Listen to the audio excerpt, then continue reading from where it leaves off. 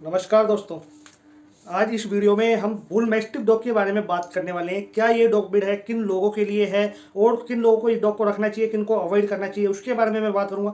मैं बात करूंगा बुल मैस्टिफ के पालने के अंदर क्या क्या प्रॉब्लम आती है उनके बारे में। यदि आपको इसकी हिस्ट्री के बारे में जानना है, इसका बॉडी वेट कितना होता है, हाइट कितनी होती है, एनाटॉमी कैसी होती है, उसके बारे में जानना है तो डिस्क्रिप्शन में कंप्लीट डिटेल दे रखी है, आप जाके उसको पढ़ सकते हैं।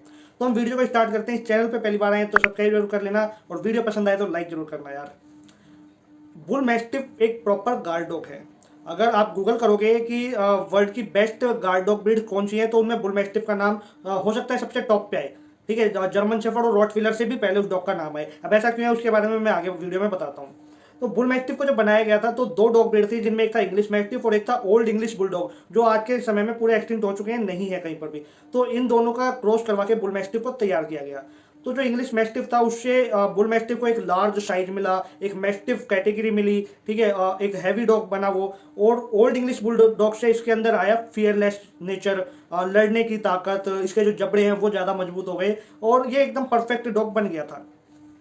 ये वो डॉग है जिसे उन लोगों को रखना चाहिए जो एक फार्म हाउस के लिए डॉग ढूंढ रहे हैं, बड़े घरों में रखने के लिए, और एक उनको प्रॉपर गार्ड डॉग चाहिए। ये एक ऐसा डॉग है कि अगर खड़ा भी हो जाएगा ना कहीं पर भी स्ट्रेंजर के सामने और बार्क ना भी करे तो स्ट्रेंजर वैसे इस डॉग को देख के पीछे हट जाएगा। यकीन मानिए मेरे दोस्त, बुल मैस्टिफ की जो भौंकने की जो आवाज़ है वो काफ़ी ज़्यादा तेज होती है, काफ़ी स्ट्रॉन्ग होती है।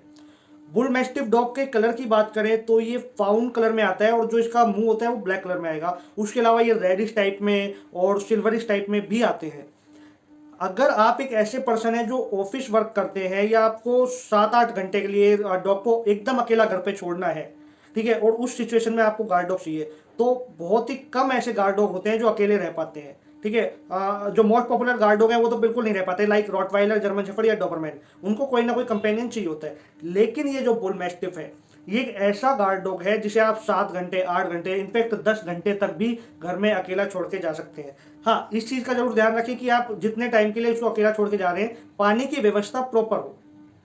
ठीक है, गर्मियों का सीजन है, इस समय अब जैसे गर्मी आ रही है या गर्मियों के सीजन के अंदर इन डॉग को बाहर आउटडोर नहीं इनको बांध के रखना चाहिए, क्योंकि ये मैस्टिफ डॉग है, मोलोसस टाइप के डॉग है। मोलोसस टाइप के डॉग में क्या होता है कि उनका फेस थोड़ा पंच होता है, जो उनका हेड है वो काफ़ी ज़्यादा बड़ा होता है। अब मैस्टिफ डॉग में क्या होता है कि जो उनकी नोज होती है वो काफ़ी अंदर होती है।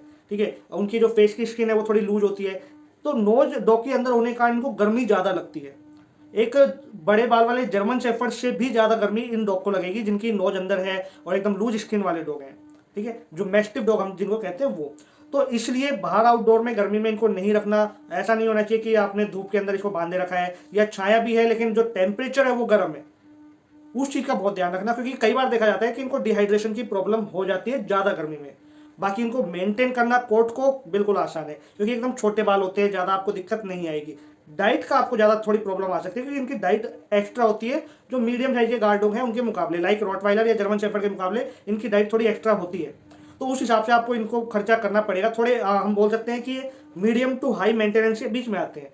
ठीक है, इसलिए थोड़ा आपको खर्चा करना पड़ेगा। मल्टीविटामिन प्रॉपर देने हैं, कैल्शियम प्रॉपर देना है और इनको एक अच्छी बैलेंस डाइट देनी है। वर्कआउट इनको करवाना होता है। अच्छा, प्लस पॉइंट इन डॉग में ये है कि इनको ज़्यादा वर्कआउट की जरूरत नहीं होती जितनी एक जर्मन शेफर्ड को होती है। अगर आप डेली 1 घंटे इनको बाहर घुमा के लिए आते हो सुबह शाम तो इनके लिए काफ़ी है वो एक्सरसाइज।